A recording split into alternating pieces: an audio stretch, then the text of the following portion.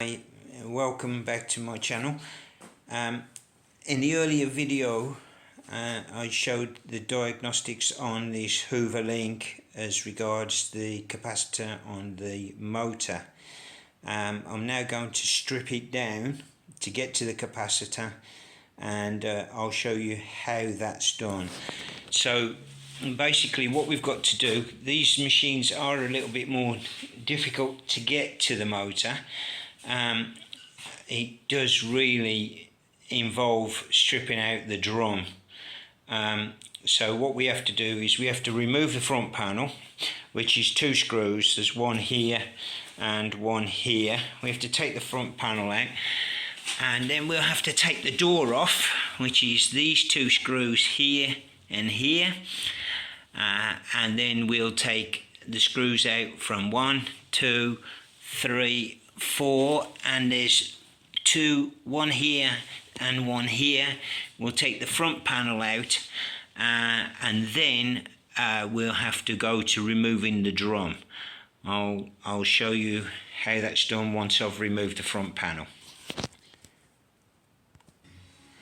Okay, so we've taken off the front panel, and I've taken out the 4 screws around the front panel. The 2 that support the door, those you'll need a Torx bit, which is a T15 Torx for those 2. Take them out and then the door just lifts off. There's 2 screws, one here and one here, one at the bottom here and here, and then the front panel will come out. So we'll have a look when I've got taken the front panel off.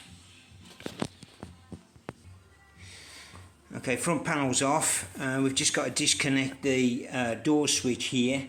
It doesn't matter which way round these 2 wires go, so just pull those 2 off.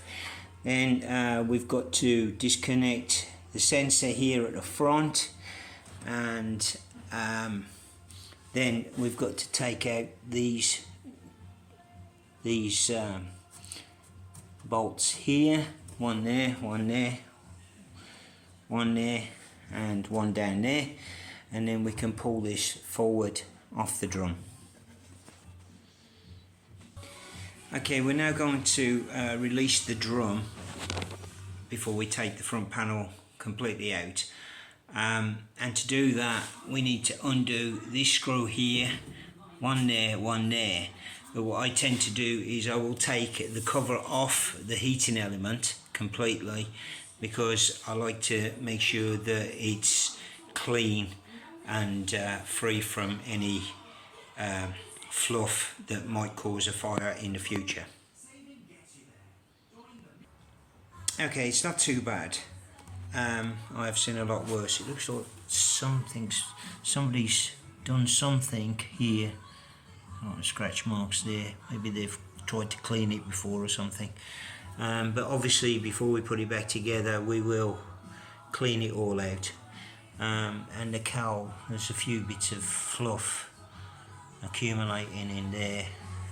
These can catch fire if they build up, so we like to make sure that they're nice and clean when we put them back together. Okay, the front's off. They just literally lift out of these slots here on both sides and then comes forward.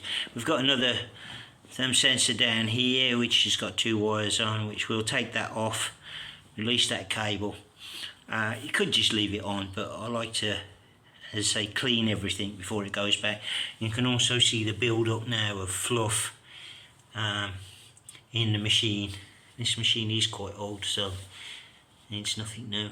We'll clean all that out before we put it back together.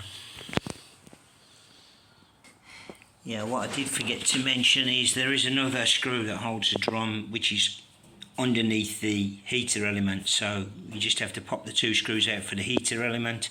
Be very careful, these things break very easily. So we'll put that to the side, and then we will pull the drum forward. The drum is now loose, so what we're going to do now is we're just going to move it forward, taking the belt off.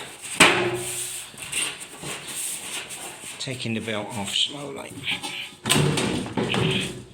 So the drum actually comes through these areas here where they're pushed back.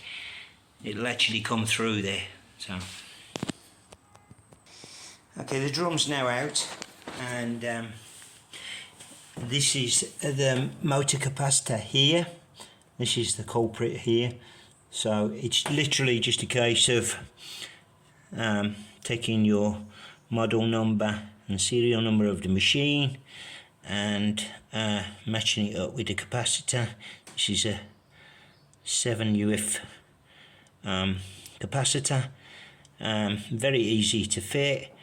Undo this nut here, put the two terminals back on, bolt it all back together, and problem solved. We'll clean this machine out, change the capacitor, and put it back together, and that will be the end of that.